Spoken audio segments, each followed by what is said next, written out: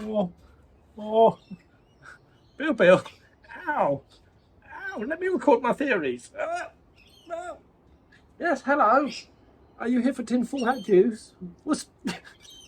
Bruh. Bill, this is a big one. This is a real big one. Aerith Remnants. Aerith Remnants, Billy.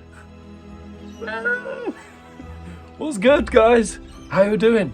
Alright, here we go. Tinfoil hat, full blown, no holes barred, muchos tin, all of the tin. Put your tin armor on, because we're going level 10, baby. I believe Aerith created Remnant. Yes, for anyone who is new to the series, because I always assume that everyone already knows this, but there are a lot of brand new people. So Remnants are what Sephiroth created in Advent Children.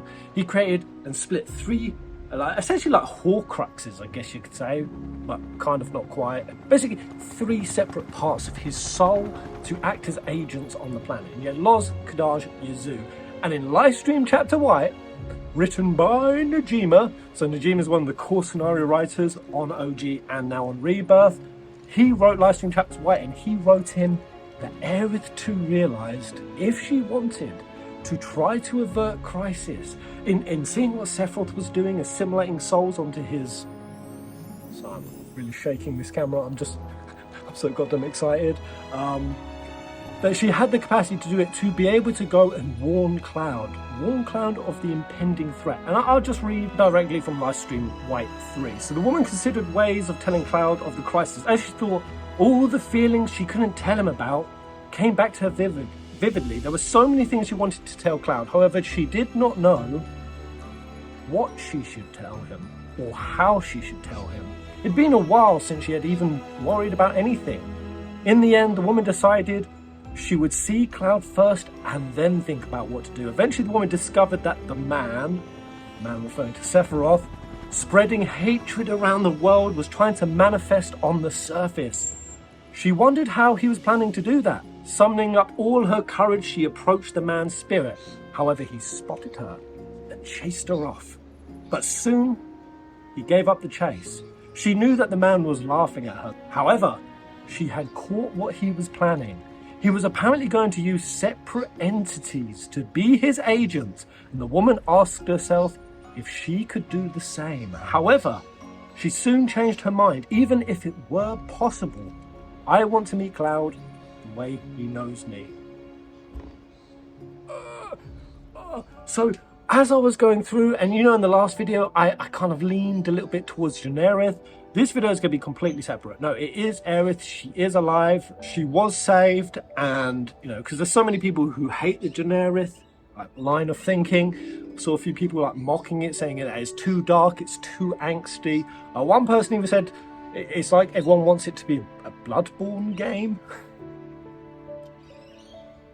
Bloodborne game, which is just a nonsensical statement. That's like saying people who want Aerith to be alive can only deal with happy endings and happy feelings, and you want it to be like Kingdom Hearts. It's so nonsensical. Now, I agree, it would be total tonal shifts between full-blown psychosis, schizophrenia, deep psychological fractures, and our most beloved character, Aerith, being mimicked by a big alien parasite. That should be dark, very angsty. I personally love that kind of stuff, but there are people who want this to be genuine Cloud and Aerith. So I decided to throw those people a bone and switch my mind to considering it in that fashion. But so much came up, so many inconsistencies suddenly showed themselves to me. You know, so we've seen Aerith contradicting herself, saying things like a homecoming when previous Aerith had disagreed with the term homecoming. We saw one Aerith tell Cloud to look after himself and don't worry about Sephiroth, and the Aerith at the very ending asked Cloud to promise that he'll deal with Sephiroth. Cloud, total contradictions. And then what jumped into my mind was the complete personality shifts that we've seen with Aerith. Aerith of Rebirth is leagues different to FSM Remake Aerith. And then even within Rebirth, various Aerith showed, or like moments of Aerith showed up, where she was just fundamentally different. For example, Dream Day Aerith. Cloud directly said to her face numerous times, "What's going on? You're acting weird. You've been weird all day." And Aerith puffs her cheeks out. And Cloud says directly, this isn't you. This isn't you. And when I sat and I weighed those all up, all of a sudden, boom, remnants. So here we go, guys. My theory that Aerith did indeed follow through on what she realized in Livestream Chapter White, that in a moment of peak crisis, that she could create remnants, that she has, and that Omni Aerith, Goddess Aerith, has been controlling, containing her avatars, her micro avatars, fundamentally for the purpose of what she said here, so that Cloud gets to see her the way she was. Because was that not the case in Remake? That this highly intuitive, optimistic Aerith was being swooped and... Sorry, I gotta turn these alarms off. I got crypto alarms screaming at me. Yeah, swooping and swarming her and taking things away, and it was suppressing her intuition. It was suppressing how much she could tell the crew. But that suppression also made her follow the beats of what OG FF7, especially at that part of the game, Remake Aerith, what she was like. A version of Aerith that Cloud was familiar with, and that's what she wanted. So guys, you got to stay to the end of this video. This is really going to pop off. I sat and I road mapped just for the sake of consistency, because I think it would be sick, if she did create remnants, there's no telling how many she made. But let's just say for thematic parallels, which Square Enix do like to draw parallels between Sephiroth and Aerith, there's so many mosquitoes. Let's just say there were 3. Like there's Kadaj, Loz, Yuzu, and then the 4th is Sephiroth, which we'll say is Omni Aerith. So then I started mapping the 3. Mapping like, what are Aerith's like 3 core personality traits? Because with Kadaj, Loz, Yuzu, it was split into, I think the actual definitions is, Kadaj is his will, Loz is his strength, and Yuzu is his allure. Sephiroth's allure, which I always say narcissism. I started thinking about Aerith, and all of a sudden it popped up to me, and I'm just going to label them that Remake Aerith was Flower Girl Aerith. Again, yeah, highly optimistic, intuitive. It makes perfect sense to me that if Omni Aerith needed to play a portion of herself into the story, then she would have to do 2 things. Make it a version that Cloud knows, but also make it a version that is powerful enough and clued on enough to perform the certain tasks required, which at that stage, open Destiny's portal, 1, and warn the crew of Sephiroth, warn the crew of the larger threat.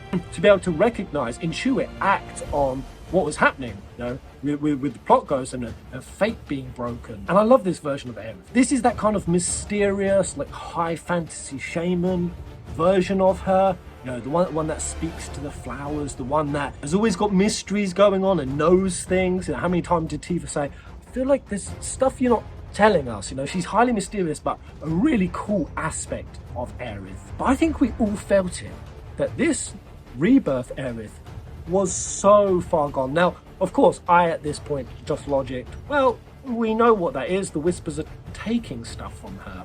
And you put into perspective that during the events of the first game, Remake, the planet had control of the Whispers.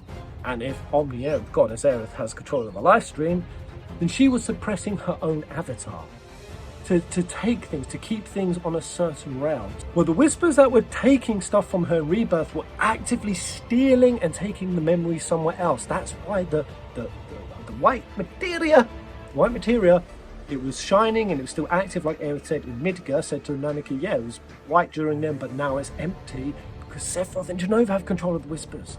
So they can yeet her memories, take them, and I think that's why Jenova Lifeklinger has a white materia. Which that really led me down generic. It was like, oh, shit, if they have that much of Aerith's memory, like the core fundamental soul data that would be required to create a ghost Aerith, a hallucination. Now, I do still think that's the case, but he didn't really explain why Rebirth Aerith underwent such a fundamental change. And what is that change? So what do I call, so Remake Aerith, let's say it's Flower Girl Aerith, and then Rebirth Aerith, the other aspect of her, what's a core aspect of Aerith? It's the Loss Aerith. Aerith of grief. The one that has endured mad amounts of torment and trauma and feels all of that. Because how much did it show up? This weight of what she has lost, of the life that she has lost, like her darker emotions were clear as day, and seemingly to the point where she couldn't even control it or help it. Like take for example when she met Zack's parents. She couldn't help letting things out. She couldn't help drudging up the emotional turmoil for them. And when she said to Cloud, she's like, that wasn't very nice of me. Then at the Nibelheim water tower, where she actively says she's angry at everything, that she's never had anyone from childhood be close with, to be a close confidant. And I think she said that it feels like that life is taunting her with the absence that she's had in her life. Cloud tries to console her. I mean, you get some multiple options. And she says, I just want to be left alone. She says, I'm angry at that. And Cloud says, oh, it's fine to be angry with me. And what does Aerith say? She says, no, please go. I don't want to take it out on you. She doesn't even trust that she won't be able to take these darker emotions out. It's just there. It's just visceral. And that feels to me like an Aerith Remnant. It's one of the core pillars of Aerith's soul being played into this game. And other times, so Cosmo Canyon, she speaks to everyone and she says how much she has endured. But most of the time it's just felt like a burden, and it's heavy Aerith again. Another time, Costa del Sol, what is it, she talks about Hojo. She says, I hate him. Now that was so striking to me when Aerith said that. It's so far removed from the Aerith that we're used to, like throughout the series, but especially Remake Aerith. It just was so seemingly out of character. And she says, I sometimes scare myself when I think about the things that I would want to do, like the hurts I'd want to inflict on him. I terrify myself. Oh, you want another time? Clock Tower Aerith, when they went on their date. What did she say? That she would have given anything to have a friend. Oh God, the Loveless song, clear as day. Aerith wrote this anthem, and it was about loss and seeing other people have these relationships and feeling the torment that she can't have that for herself. Now, some of the lyrics: listening to people rushing past to rhythms all their own, life passing me by, not thinking how the years have flown. If only I'd never known all the burdens I was born to bear. Still, I know someday you'll come and find me. The burdens I was born to bear. Her song was full of it. And then, till the day that we meet again, where or when? I just ruined it for all of us. Please hit the like button on this video still. There's a lot even just there, like constantly throughout. And there's more than I'm even mentioning here, where it seemed like clearly one aspect of Aerith was very, very dominant. Now, for the hell of it, because it's jumping to my mind, the trial of Aerith, between her and her mum and her walking through that, that was really sad. That was so harsh. That was the one that made me cry. Of all the trials, I know Barrett's got a lot of people, but I was a snotty rag at child Aerith, and we found her, just this dying mum trying to take up. It's getting me again, man. It's getting me again. I don't know if I was her mother in a past life or something and I lost a child, but I don't know. I just feel that so strongly. My baby! They took my baby! Right, so we have two Aeriths there. Now bear in mind, Omni Aerith is floating above all of this, and I'll just quickly point out to that. I love that Omni Aerith is becoming such a common phrase now that all YouTubers and people in comment sections are talking about. Because at the point I was talking about Goddess Aerith, people thought I was tripping mad balls. I did numerous theory videos on Goddess Aerith. Yeah, she's like basically Goddess the live stream. She takes over Minerva. Souls start calling her mother. She does far more than just like cry out to the planet and help rally to come and stop Meteor. She's assimilating souls to her. And just quickly on that point, Livestream Chapter White talks about how she does that. You got a lot of lost souls that she goes and tries to help. And the way that she helps them, this is curious. Think about this in like a white materia and the whispers taking my memories. Omni Aerith goes through the live stream, and to help people like briefly individualize so that they can see their hang-ups, their burdens, just like we saw kind of vaguely in the Children in the Train Graveyard. She helps diffuse them. That was a much smaller version of what Omni Aerith is doing on a much bigger scale. And the way she does it is she gives them part of her memory. So it says here, like, all these other souls, some of them were just people who were lost, some were ancients on the verge of diffusing. And these fragments of consciousness accepted her undertaking. When she found fragments of consciousness, she infused them with her own memories and sought their assistance. She had more spirits on her side now. Better so the hatred born by the man did not decrease. So she has to lend them some of her memories. That's curious, because it makes it seem in Remake that the Whispers are like taking them against her will, but that's just how micro Avatar Aerith is perceiving it. Omni Goddess Aerith is actually doing that voluntarily. She's doing that to herself, to her aspect. That's wild.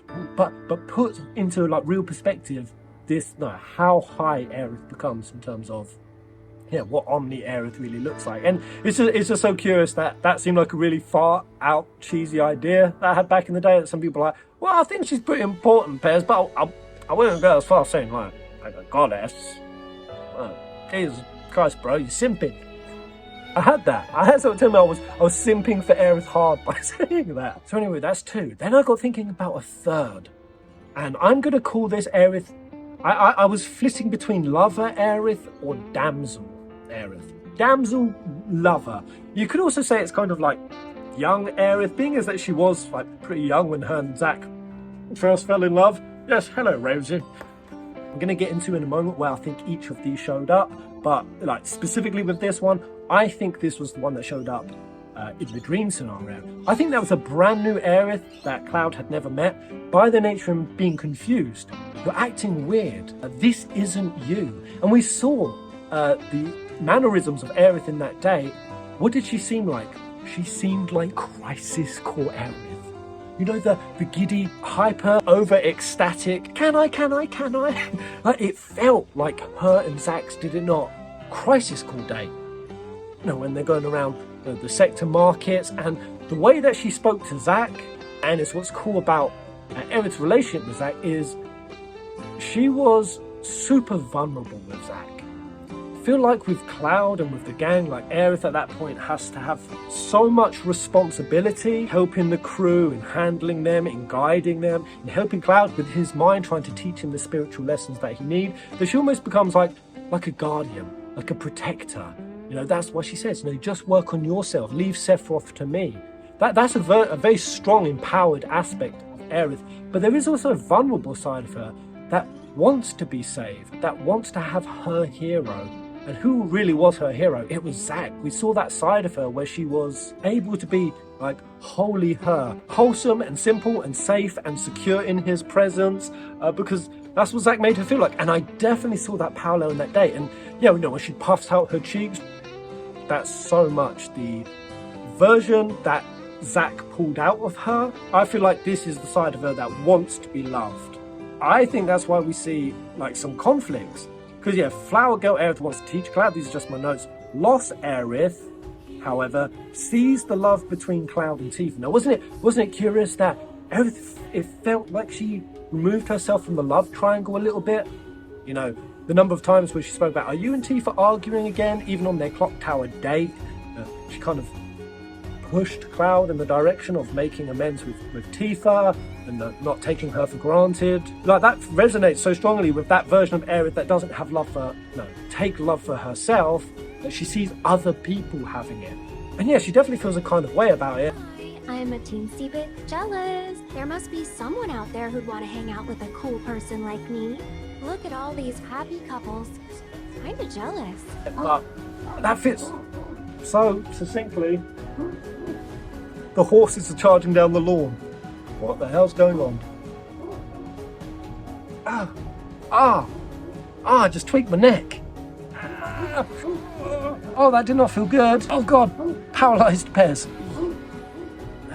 While I'm on this, I'm jumping around all over this video, I also feel that's possibly why at the end, the Aerith that we saw at the end, if it's not Generith, if it's not Psychosis, if it's not just a Cloud hallucination, that's why she said promise. Like, oh no, you beat Sephiroth, promise, because she's vulnerable Aerith, the one that wants to be protected and safe, contradicting a previous Aerith. I'd also quickly mention that we also got another flower pendant, did we not? Like, during the stalls, you think you have free will to pick the other options, and you get the pendant, and then that's the first gift that Cloud ever gives to Aerith. the yellow flower, which we know that means reunion. Reunion between lovers. Lover Aerith, her third aspect. Cooking! Let's just say we've got that. We've got Flower Girl, Loss, and Lover Aerith. Really, dude, you're actually going to start mowing your lawn? That's the shit it is. I think he may have actually heard me. Alright guys, so let's go deeper. Let's go balls dipping in the live stream deep.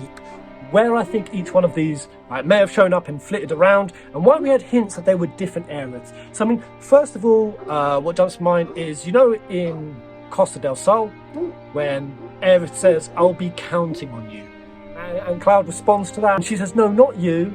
I'm talking to my future self." What a weird turn of phrase. It's like that Aerith was weirdly intuitively aware. I feel like that was a hint from the devs that Aerith was talking to other sides of her. And what did she say? She said, "Oh, you're gonna love her. Cloud's gonna love her." Now that future Aerith, the one that comes after, by this theory logic, it could be talking about Omni Aerith, but it could be this Lover Aerith. You're going to love her. The one that he's now got an infatuation with at the end, you know, the one that he's smiling for the first time. Cloud is smiling, well, not for the first time, but Cloud has been smiling through the game. But I'm talking about like smiles, like thematically Cloud smile. He's doing that much earlier on. Her talking about the Aerith in the future, that's one little hint of it. I also think in the forest. So we had a lot of different scenes, right? Obviously there was the Cloud and Aerith before the dream date that fell. They fell down into the pit in the Temple of Ancients, and bam, flashes over to Dream Day Aerith. And then what we saw, after Aerith gave the white material and pushed Cloud through, is we saw Sephiroth coming and hunting Aerith. Hunting her across these timelines. Now, that's another interpretation of all of this. Oh, they're just different timeline Aeriths. But I don't think they're sufficient enough to explain the very distinct personality grooves that the rest of the crew did not experience. Like, why did Rebirth Aerith have such a drastic personality difference? Because they all had memories taken from them. Like, Red saw into the future, he saw himself at the canyon with his pup, and Cloud and the gang also saw things in the future, and they all had stuff taken.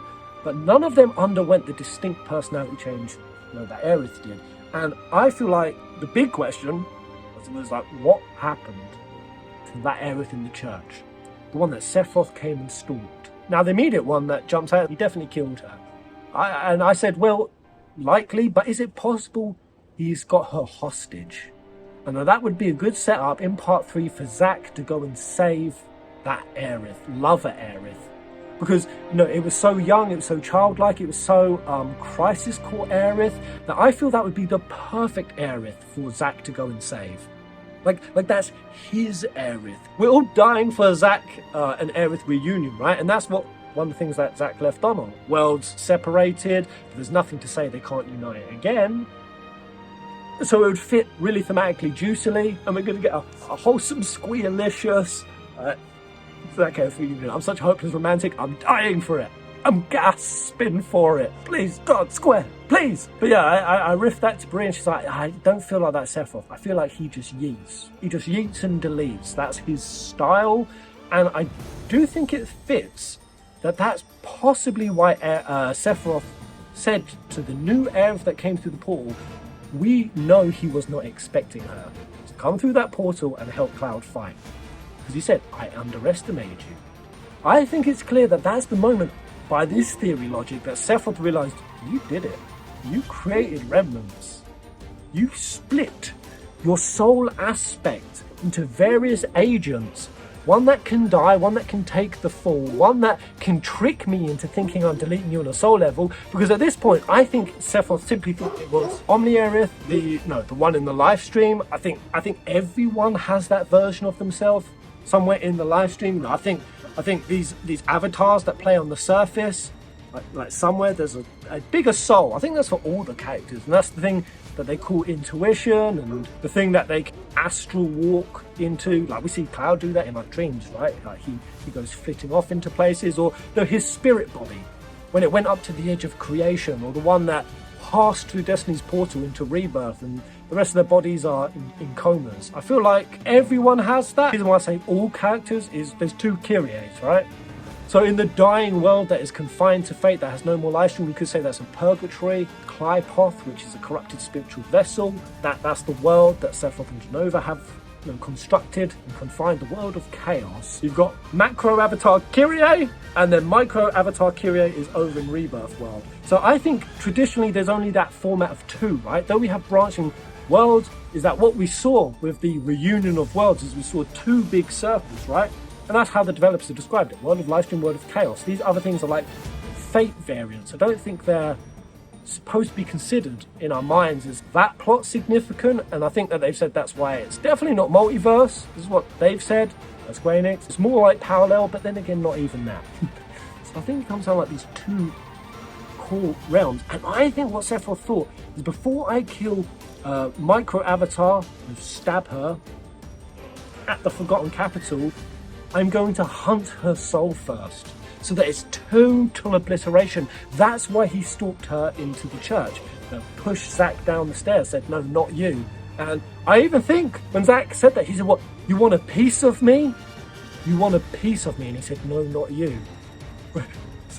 Take the construction of that sentence. You could reverse it and say, no, I don't want a piece of you. I want a piece of Aerith. A piece.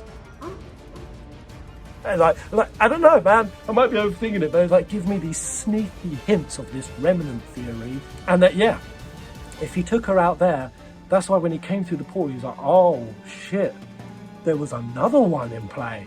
And what one do I think came through the portal? Because you could say it was Omni. I think, honestly, it could have been Remake Aerith. I think Cloud fought alongside Flower Girl Aerith. Why do I think that? Because in the Forgotten Forest, after the scene where Cloud was pushed back, and sees Sephiroth stalking towards Aerith, he sees her and he goes, Aerith, you're okay. He's shocked. Like, what the fuck? What does that Aerith say? He says, we meet again. We meet again? What the hell does that mean? What? Like they just been together moments ago. If this was just like a regular singular Aerith, she's been with him all throughout Rebirth, and even if Dream 1 was Omni Aerith, just being together in like very recent time. Why the phrase we meet again? Because it's been a while since they've been together, because it was Flower Girl Aerith.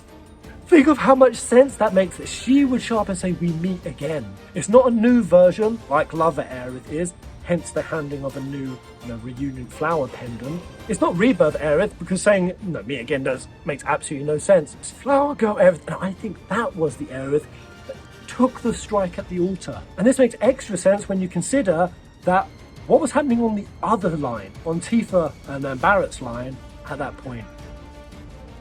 We flashed over to it. Cloud was barely conscious, because his soul psyche was mostly in the realm perceiving, by my theory, Flower Girl Aerith in that forest. So the crew were having to carry his body. But what we saw through that hazy POV of Cloud is that Aerith was there acting normal. She was not phased out. She was not phased in any way. That was still lost Aerith. Now, all I will say, because I think it's pretty healthy to try to debunk your own theories, I know, distinctly different avatar Aeriths. The only way that this theory would work is that all aspects of Aerith are also simultaneously sharing memories. Because Rebirth Aerith definitely recalled things that she did during Remake. Like Rebirth Aerith, for example, at one point says, do you remember when we first met? And Cloud goes, oh, at the church. She goes, no, you don't. It was before that. And then he says, oh, one of the options is, oh, when I gave you the flower. So she clearly remembers things that she did. So do you know what I mean? The remnants of her would have to share memory. But we've seen how fluid her memory is and how it's been taken to places. It's highly possible that parts of the memories that Flower Girl Aerith were getting taken, Omni Aerith was taking memories. Well, again, where did those memories go? The one that Omni Aerith took. Did she take them, portions of them, to give them to Lost Aerith to make her feel the continuity of her being with the crew in Remake? Like she has to keep the guys up. Like, Aerith cannot be self-aware of her doing this process of being remnants, of being agents, just aspects of her, because she would not be able to act authentically for what she said in Livestream Chapter 1 was the most important thing, that she appears to Cloud the way that he knew her, and that she didn't want to do this except for an absolute crisis. And like I said, like, she was really worried about what should I say and how should I say it. That she would not be able to control herself, I think, if she was full Aerith. So was she taking the memories, giving it to keep the illusion of continuity to that, to these different remnants of Aerith? And yeah, just finishing on two last pieces of evidence, if you could call them that. Because the flower's really symbolic, right? Our reunion. Well, there was an area, was there not, where Aerith brought the yellow flower up again, but she brought it up in a very different way. Lover Aerith reacted about the flower and felt the urge to bring it up, very different to how Remake Aerith did it. So Remake, or should I say Flower Girl Aerith, said, "Oh, who did you give it to?" And Cloud was like, "No one," or something. She's like, "Oh, was it a girl?" She teased him about it. She, what we say in Britain, she's joshing with him, but in a kind of ooh la la, you gave it to a girl. Knows that he gave it to Tifa, kind of happy for him, kind of taunting him about it. Versus when we had that scene where she said, where she was annoyed. Next time, Cloud, don't repurpose a girl's gift. Lover Aerith, the one that is fed up of and cannot help but say these things that hurt her, that annoy her, of other people having the kind of bonds that she envies for herself. Totally different. Same thing, and why did she feel the need to bring it up again?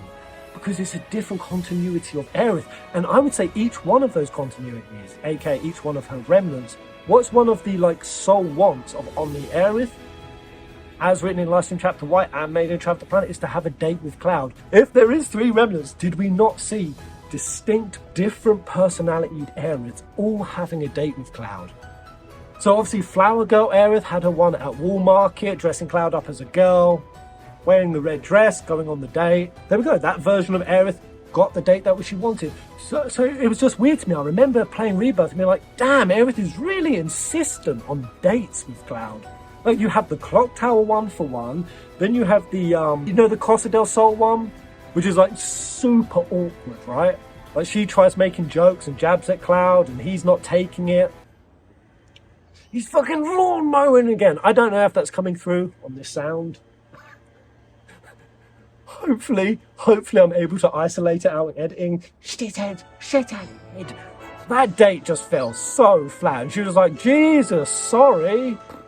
It's heavy emotions Aerith sabotaging the date. Now, it's really nice to, if you think of it this way, that Loss Remnant Aerith did kind of resolve herself. Going from that really awkward, not comfortable, not gelling at all date, to then the Golden Saucer one, where they link hands, and Just For Now, where she talks so much about Zack. That was kind of another talk about loss, heavily. Every time I looked at you, it just reminded me of him, who he was. It was very, very Zack orientated, but then it's very squee and wholesome, laying her head, and sudden, the linking hands, and also the resolve that we saw at the Temple of the Ancients, where she says to the rest of the crew, I don't believe that anger is power. And considering this Aerith throughout the game was led by anger, unable to control or contain it, it was really nice to see that revelation. You could almost say that was Omni Aerith playing her Remnant of Loss in to help resolve the Remnant of Loss. And I think it would be huge if Square are playing it this way, and it just makes so much logical sense. That each of them got a date, because then Lover Aerith, young crisis core Aerith, the one that wants to be vulnerable, that wants to have a hero, that wants to be loved, heartfelt Aerith, damsel Aerith, and she too wanted a date. And she got it. 3 remnants, 3 dates. This could do everything to explain what Sephiroth underestimated. It could do everything to explain how she got out of the dream scenario, that he was stalking her. It explains the contradictions. It explains things being brought up again, the drastic personality shifts that none of the other characters seemingly had, and it's literally enshrined in canonical lore by Najima himself in Livestream Chapters White. And that's the theory. That's my theory. That's my legit, straight up I think that's what's happening. I don't know, it's pretty far out. I've not seen that anywhere else. I want you guys to cook and marinate and share this video. Share it around social media. Let me know in the comment section below what you think. And yeah, I know, take a step back. Revisit all the plot in your head with the possibility that there were 3 different Aeriths here. What that realistically means is that Sephiroth needs to hunt her on more levels than he anticipated. That she has more chips in the game than any of us realise, and I just love it because that means that Aerith, no, Omni Aerith, was playing as big brain a move, using and utilising agents than what I think any of us realised. And there we go, that's the theory. Thanks so much for watching, guys. I'll see you on the next video. It's food time, Billy. Go on, Bill. Just broke my stand. Let me know how much that titillates you. Oh God, I just pulled my neck again. I just lost the stand on my leg as well. Stand on my leg? The leg of my stand. Oh, jeez. Oh no. Where the fuck's it gone? It's fallen through the middle of the floor, has it?